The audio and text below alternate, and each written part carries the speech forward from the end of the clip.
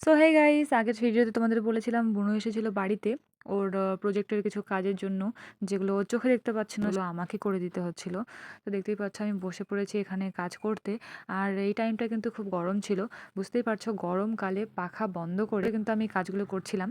গরম লাগছিল, আর ফ্যান চালালে কি হবে, এই বারবার এই পাতা ওই পাতা উড়ে যাবে, তো তার জন্য কিন্তু আমি ফ্যানটা বন্ধ করে কাজটা করছি। হ্যাঁ, ও আমার সঙ্গে স্ট্রাগল করছে ঠিকই, আমি ওর কাজগুলো করে দিচ্ছি আর ও আমার ভিডিওটা করে দিচ্ছিল। আর এগুলো করতে করতে অনেক গল্পও করছিলাম, আর বলছিলাম যে এই যে ছবিগুলো যে আর্ট করছি, লেখাগুলো লিখছি, কিছু কিছু লেখা শেডিং করতে হয়েছিল, কিছু কিছু ছবিতেও শেডিং করতে হয়েছিল, তো সেগুলোই আমাকে বলছি যে শেডটা আমি কি দিয়ে করব। তো ও বলছিল বাড়িতে গিয়ে পেন্সিল, ভালো পেন্সিল আছে, সেই শেডের যে পেন্সিলগুলো হয় সেগুলো দিয়ে করতে হবে, তুমি আমাকে আর্ট করে দাও, দিয়ে আমি গিয়ে কালার আর শেডগুলো করে নেবো। বাট গাইস, পরে কিন্তু ওইগুলো আমাকেই করতে হয়েছে, মানে টোটাল ওর প্রজেক্টের কাজটা আমিই করেছি। শেডিং থেকে শুরু করে কালার, লেখা, ছবি আঁকানো সব কিছুই ওকে আমিই করে দিয়েছি।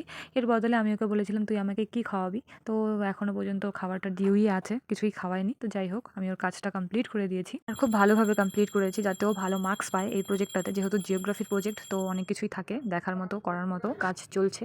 তো যাই হোক, আরও দেখাচ্ছি তোমাদের পরে কি কি হচ্ছে। ওর সঙ্গে আমার অনেকগুলো ভিডিও ক্লিপ রয়েছে, আমরা অনেক কিছু করেছি দু বোন মিলে, তো তোমাদের সঙ্গে সেগুলো শেয়ার করবো। আপাতত আমি কাজটা কমপ্লিট করি, দেন তারপরে তোমাদের সঙ্গে আবার দেখা হবে নেক্সট একটা ভিডিওতে, যেখানে আমরা দু বোনের রূপচর্চা করছিলাম, তো তোমাদের দেখাবো সেটাও।